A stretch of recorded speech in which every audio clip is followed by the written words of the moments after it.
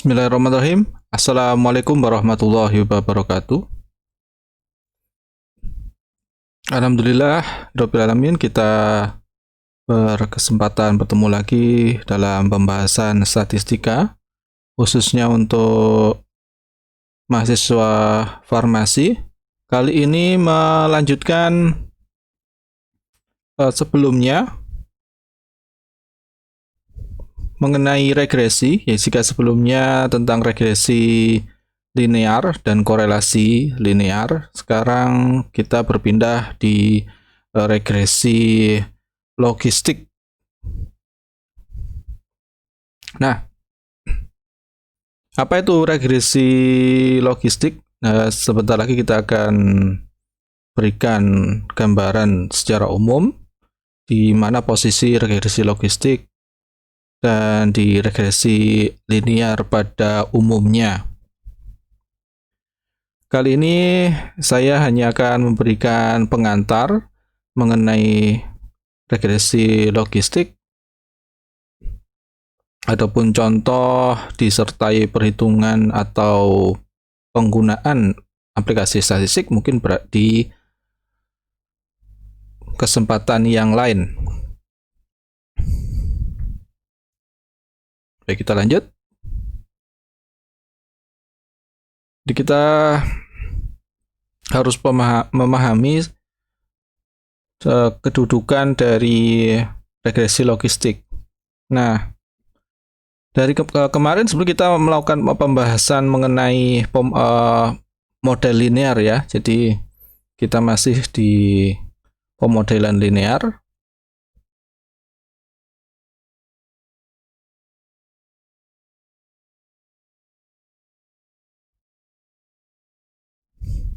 Nah, kita review kembali.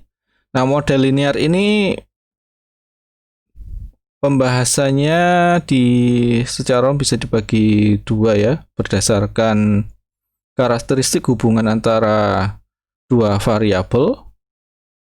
Jadi ada di model linear itu kita bahas ada korelasi linear dan regresi linear.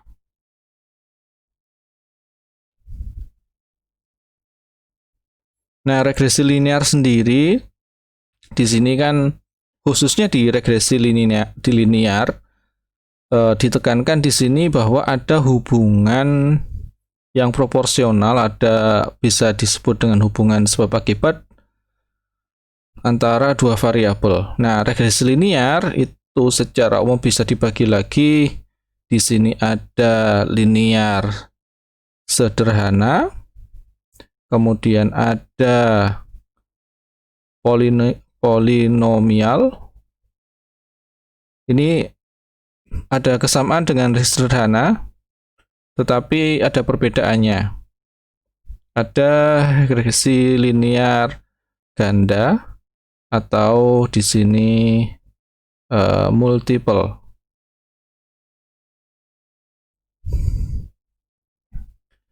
Nah, persamaan antara regresi linear sederhana dan polinomial ini sama-sama di sini ada satu variabel terikat dan ada satu variabel bebas.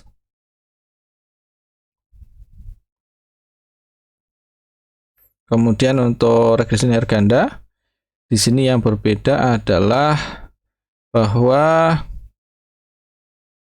ada lebih dari sama dengan dua variabel bebas. Nah, ini yang menjadi perbedaan. Nah, khususnya di regresi linear ganda di multiple itu juga ada beberapa macam berdasarkan tipe karakteristik data dari variabel terikatnya bisa dibagi setidaknya ada 5. Jadi regresi linear ganda itu bisa dibagi 5.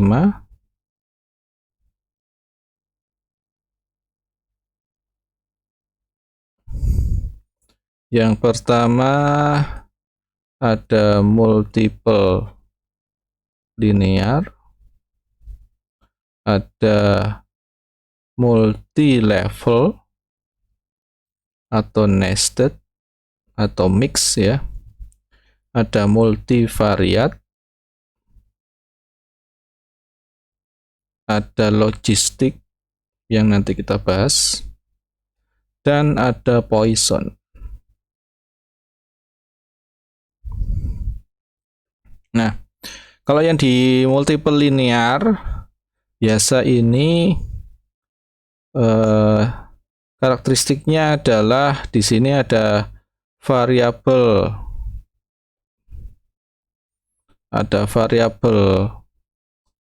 terikat, itu adalah kuantitatif.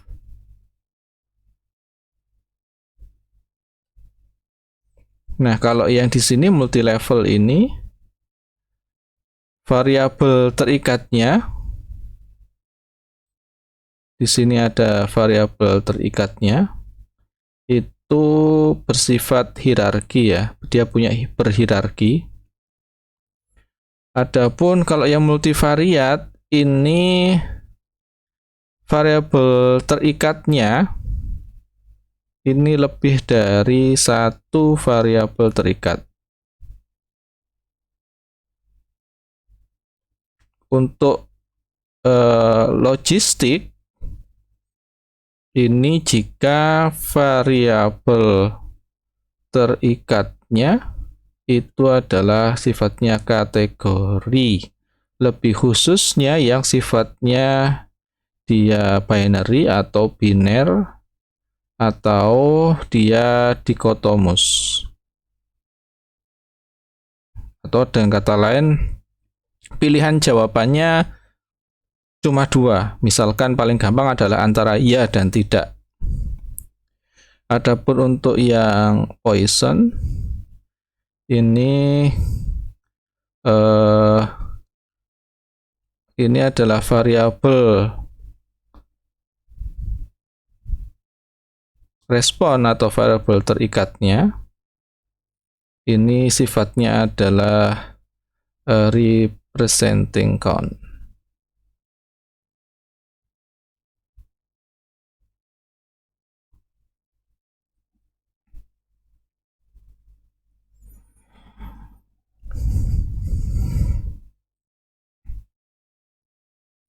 Nah, jadi jika variabel, jadi kalau kita punya hubungan antara dua variabel di mana variabel bebas atau variabel independen atau juga variabel eksplanatorinya atau variabel bebas ya, itu lebih dari atau sama dengan 2. Nah, jika variabel bebasnya itu ada dia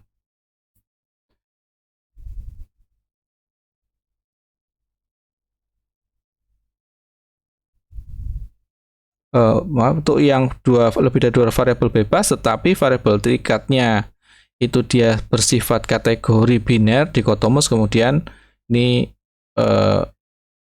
di ranah di regresi linear logistik atau biasanya hanya disebut dengan regresi logistik. Nah, kemudian mengenai regresi logistik sendiri, ada regresi logistik itu ada beberapa hal yang harus kita ketahui. Yang pertama, ini digunakan untuk memprediksi respon. Biasanya digunakan untuk memprediksi respon yang sifatnya biner atau dikotomus dari sekumpulan dari satu set variabel yang bisa dia variabel bebas yang dia sifatnya interval atau continue dan atau yang sifatnya kategori atau nomina. Jadi digunakan untuk memprediksi respon yang dia sifatnya biner atau dikotomus, atau jawaban iya dan tidak. Ini dari sekumpulan variabel bebas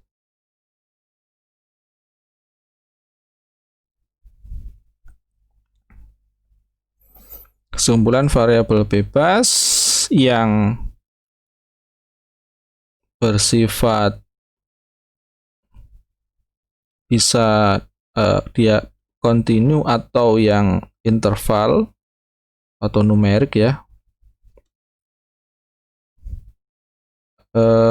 dan atau bisa juga kategori atau nomina.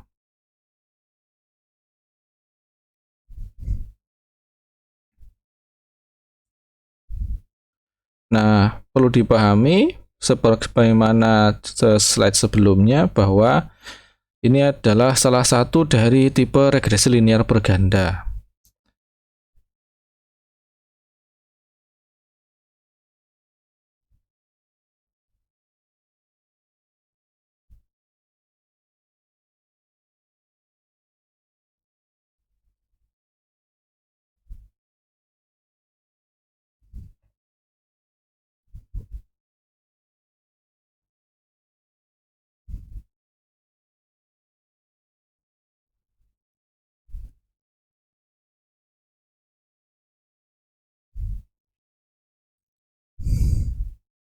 Nah, di dalam kalkulasi regresi logistik itu di dalamnya terdapat transformasi yang disebut dengan transformasi logit atau logout yang memungkinkan variabel respon itu bersifat biner atau dikotomus. Kan kalau kita pahami kalau di persamaan linear variabel respon atau y itu kan berasal dari, kalau y sama dengan a plus bx, maka di ruas kanan itu kan dia numerik. Nah, untuk di regresi logistik ini y responnya adalah dikotomus, bisa dia bersifat 1 atau 0. Nah, ini kan ada kesulitan di sini, ada problem di sini, sehingga untuk pengatasinya dibuatlah transformasi logit sehingga memungkinkan di variabel respon itu bisa menggunakan persamaan linear. Jadi di sini ada terdapat transformasi logit yang disebut dengan transformasi logit atau dia itu log out. Ini ada keterangan lebih lanjut. Nah, ini di sini memungkinkan, sehingga memungkinkan variabel bebas itu variabel respon, variabel terikat, atau di sini maksudnya adalah biasanya adalah y, itu bersifat biner atau dikotomus, atau maksudnya 1 atau 0, atau yes or no. Nah, ini kalau digambarkan di dalam grafik, ini berbentuk sigmoidal.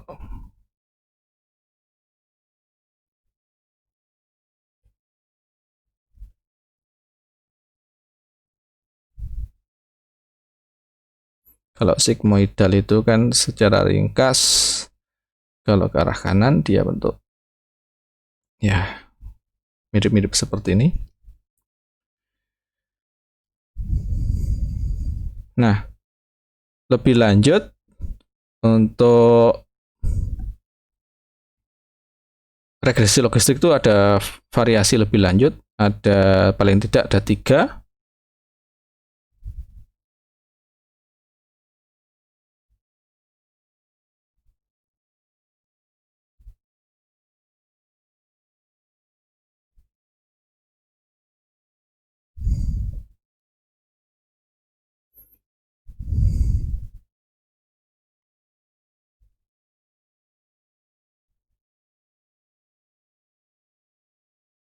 Yang pertama yaitu yang disebut dengan robust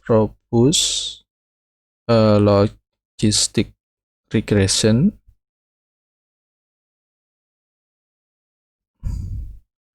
Nah, ini jika ada datanya itu yang sifatnya pencilan atau outlier, ini sebaiknya menggunakan robust logistic regression. Kemudian ada jika variabel responnya itu bersifat kategori dan lebih dari 2, jadi tidak hanya yes or no, tetapi misalkan ada 3 variabel respon yang tidak berderajat ya, tidak hierarkial, itu menggunakan yang dinamakan dengan multinomial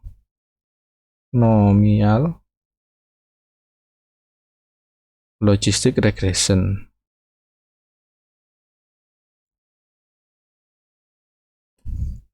Jadi ini jika ada lebih dari 2 variabel respon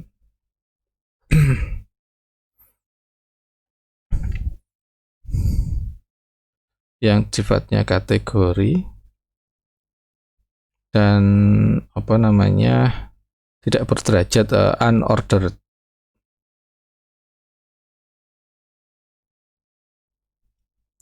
Adapun yang ordered itu menggunakan ordinal logistic regression.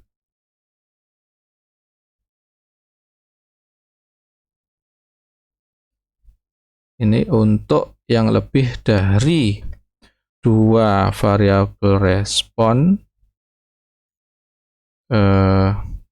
kategori yang ordered.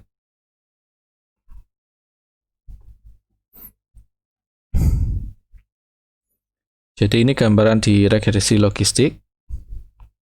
Nah, gambaran persamaannya bagaimana? Sama dengan persamaan regresi linear, mirip, tetapi di situ ada transformasi logitnya.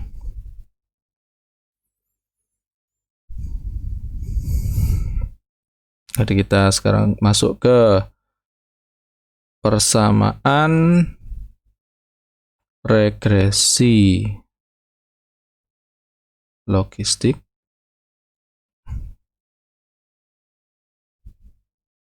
Jadi persamaannya logit probabilitas sama dengan konstantanya plus ada koefisien dikalikan prediktor. Prediktor ini variabel bebasnya ya. Di sini maksudnya adalah, saya ulangi, ini variabel bebas. Di sini ada variabel bebas. Nah, ini sebetulnya mirip dengan persamaan regresi linear, yaitu di Y sama dengan A plus BX. Jadi kan mirip ya. Ini kan konstanta. Kalau di regresi linear ini adalah gradien. Atau bisa ditulis dalam bentuk ln, atau ln dari odd sama dengan konstanta di bisa A, kemudian B kali prediktornya. Nah, odds di sini itu di mana odds itu adalah probabilitas kejadian. Misalkan kalau yes or no, probabilitas kejadian ya, yes or no, atau hidup atau mati begitu, misalkan sel, atau ini kebalikannya, probabilitas sebaliknya. 1 min P. Jadi di sini P itu adalah probabilitas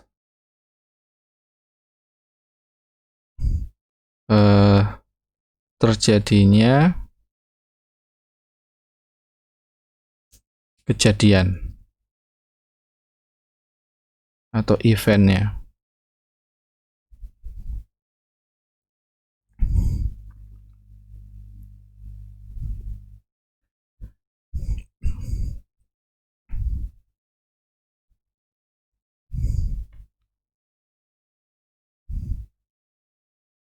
Lanjut ke proses statistik regresi logistik. Jadi kita proses atau prosedurnya seperti apa? Ada proses statistik regresi logistik. Ini versi ringkas ya.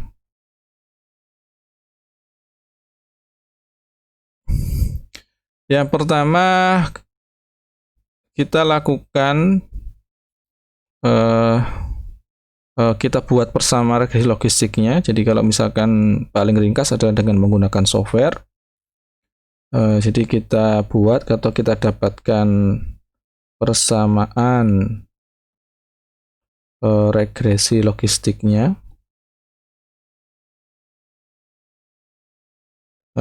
Misalkan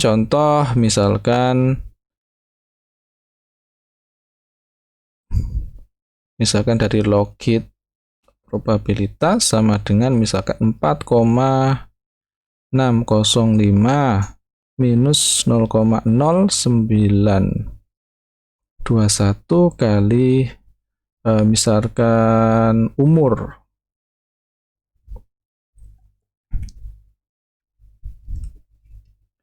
Kemudian setelah kita dapat persamaan, kita lihat signifikansi statistiknya atau p-value-nya.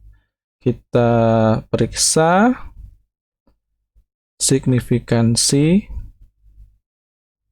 statistiknya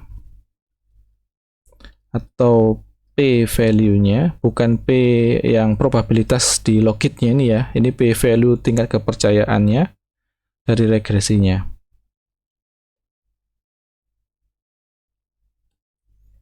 Nah, misal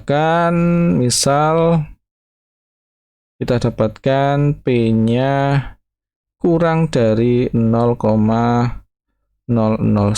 Nah, ini kan kalau yang seperti ini adalah jelas signifikan. Jadi ada mungkin istilah yang lain adalah ada nyata beda secara statistik ya. Kemudian kita tentukan probabilitas dari kejadian. Jadi P yang di logit di persamaan itu dengan memasukkan nilai prediktor, misalkan prediktornya ke persamaan. Jadi kita tentukan probabilitas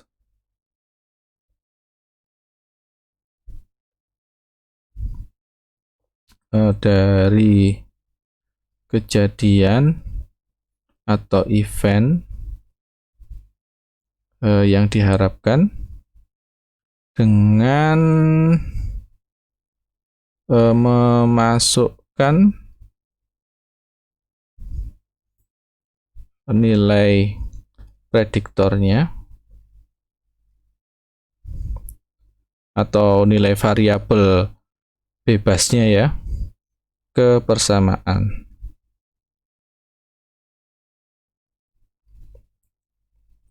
Nah, misalkan di sini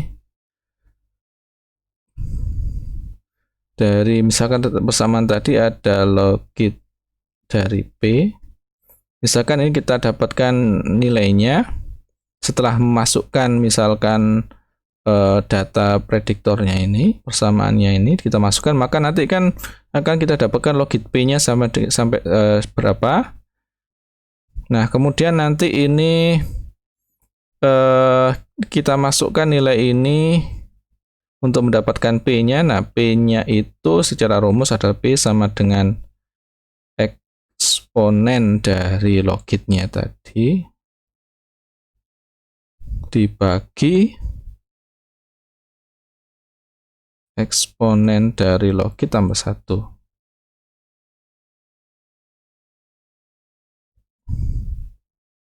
Nah, nanti akan kita dapatkan P-nya sama dengan sekian. Misalkan contoh misal P-nya kita dapatkan 0,201. Ini berarti di sini adalah 20%. Jadi bisa kita sebutkan di sini berarti P probabilitas terjadinya event itu atau ya misalkan itu sebesar 20%. Ini nilai probabilitas. Kemudian sebagaimana seperti regresi linear, jadi kita harus menentukan seberapa besar kemampuan untuk prediksinya atau efektivitasnya. Jadi kita menentukan efektivitas model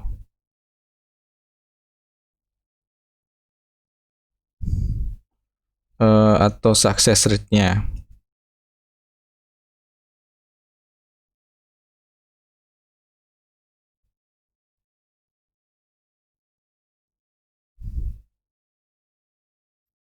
Ini dalam bentuk prediksi ya. Dalam bentuk nanti persen. Nah, untuk menentukan success rate-nya ini ada bisa dilihat dari grafiknya, grafik dan menggunakan matriks. Mungkin tidak diberikan detail di sini. Kemudian yang 45 maksud saya.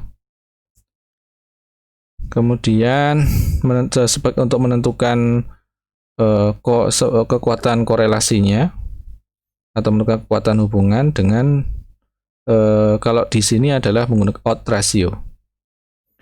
Nah, menentukan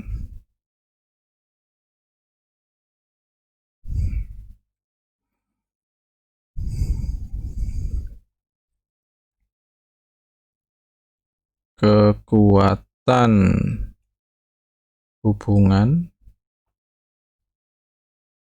dengan menghitung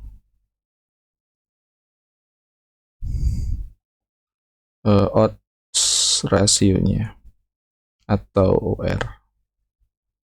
Nah, nilai OR itu sama dengan eksponensial dari ini, dari B ini.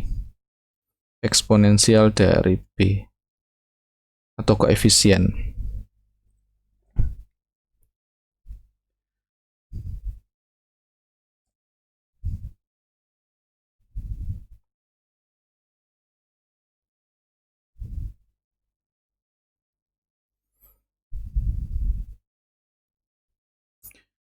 Sementara ini pengantar tentang regresi logistik lebih lanjut akan disambung di video berikutnya, insya Allah.